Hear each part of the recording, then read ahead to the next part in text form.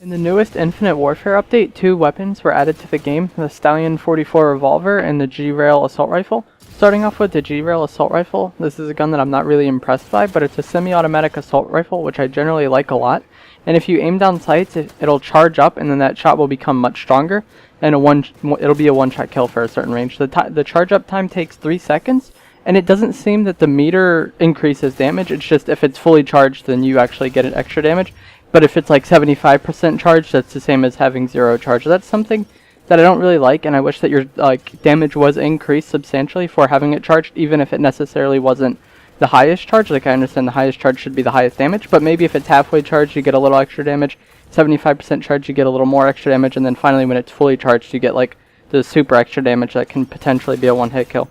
That's just something I thought would make this gun a lot better, because as it is now, it's a semi-automatic gun that's generally going to take what seems between like 3 and 4 shots to kill, and higher at ranges if you're not charging the shot. So like at ranges you really want to try to charge it, but also close range charging it can be very effective because you can one hit. Really just depends on the situation, but I find that waiting around for it to charge often isn't the way to go, and this is a weapon that you're just going to want to spam fire as fast as you can, because it does have a higher rate of fire than the other semi-automatics, such as the Goliath and the M1. You can shoot this one faster, but it's much weaker, so that's like the drawback. If I was going to go with a semi-auto, I would just go with the M1 or the Goliath. And I really like semi-autos. Like semi-automatic assault rifles are some of my favorite guns ever in Call of Duty, and that's one reason I'm really excited for COD World War II, is because semi-autos are probably going to come back and have a major like force in the game, like be dominant in some way. But as the G-Rail stands as it is now, like I don't really like it. I've read online that some of the variants become burst. I read that the rare variant becomes 2-shot burst, and then the legendary variant becomes 3-shot, and then the epic is 4-shot burst. I don't know if this was intended, but that's what I read online, that's how they perform. I don't have any of the variants, and I haven't picked them up, so I can't really confirm whether or not this is true. Just something I read online. And if those variants are burst, they could be better. I don't know. I don't actually have them, and I haven't really used them, so I can't really speak to their effectiveness. If you have, you can comment that down below and say if they're good or not and what you think on them. But I think the epic being 4-shot burst could be very good, because it could probably consistently kill in 4 shots, or in 1 burst, so if you have any of the burst variants, it's probably better, but as like the base one stands, it's just a semi-automatic weapon that you're going to have to spam fire a lot. And for that, I would rather just go with the M1 or the Goliath, because I like to be accurate and hit my shots and have those shots actually matter. I do try to use charge shots when I can, but I don't play around only hitting charge shots. That's just going to get you killed. For my attachments on this weapon, I like to use Elo sight with the blue dot, quick draw, and stock. The iron sights aren't awful, but I do like using Elo anyway. And you could run foregrip as a like 3rd attachment. It wouldn't be awful, but I don't think this weapon's recoil is too bad anyway, so I just put on extended mags to bump up the magazine a bit, because its base magazine size is only like 16 rounds, and that's not very good, especially with a weapon that you're going to be spam firing a lot. One thing I like and do think is interesting about this gun is obviously the charge mechanic. I think that's really cool. Even though I don't think it's that effective, it is something cool to play around with.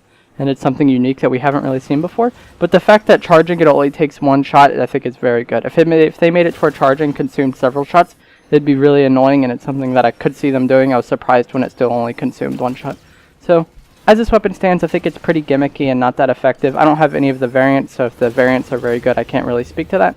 But just the base version of this weapon isn't that effective, and I think you're better off with something like the M1 or the Goliath. The Stallion 44 is a revolver, and I think this one actually has like a use within the game. It's not awful, but it's not the best either. If I was going to go with a secondary, I would still pick the Hornet, but this one is definitely closer to being playable than the G-Rail is, I think. This is a revolver that's generally a 2-hit kill up close, and it shoots faster if you're hip firing, and then the hip fire also gets better as you hip fire. So if you quickly fire 6 shots, you're going to have a pretty accurate hip fire for your last few shots, but the first few shots the hip fire isn't that great.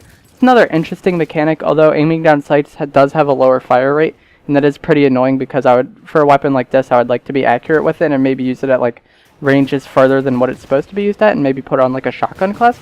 But it's really not that effective for that, and aiming down sights shoots very slow. I would like to see them bump that up a bit, even though the point of this weapon is to like get in their face and hip fire and be like a spammy weapon that's really good up close. But like I said, if I wanted a pistol for up close, I would just use the Hornet. The only variant I have of this is the Peacekeeper, which is the epic variant, that gives you a scope, improved range and headshot damage, and then also dexterity reload faster on the mag. So this variant is pretty interesting, and it seems like it's meant to be more of a medium range, like longer range pistol variant, but the slower fire rate while aiming down sights is still really annoying, although I do use this variant anyways since it's the only variant I have. The best way to use this weapon is hip firing, I believe. If you were going to go with the best attachments, I would say probably like akimbo, laser sight, and rifle barrel maybe. Just off the top of my head. It doesn't one hit to the head, unfortunately. Even the epic variant I have with increased headshot damage, even if you stack that with hollow points, it still doesn't one hit to the head in core mode. So there's that. I really wish it did one hit to the head. That would make it like have a reason for it to exist. But as it stands now, it's just a pistol that's trying to be really good up close, and for that I already have the Hornet. It's really not much they can do to make a pistol that's better up close than the Hornet. So this weapon is good. Like, it's not awful if you're not if you want to use it. Like, it does have a place up close. Definitely akimbo, laser sight. It is a good weapon, but for me personally, I would rather just stick with the Hornet. So those are my thoughts on these weapons. I don't think either of them are overpowered. The Stallion 44 definitely is closer to being playable than the G-Rail, but overall I would still rather use the Hornet than it. And the G-Rail just isn't that good. Maybe it's good in hardcore if it's one-hitting. Just like when you could spam fire it, it would probably be the better semi-auto for hardcore if it is a one-hit. But in addition to these weapons, we also saw previews of the new weapons. Some people did, at least, where like the game was mistakenly rewarding them to them. They weren't able to play with them, but they did see like the names and the category of weapon.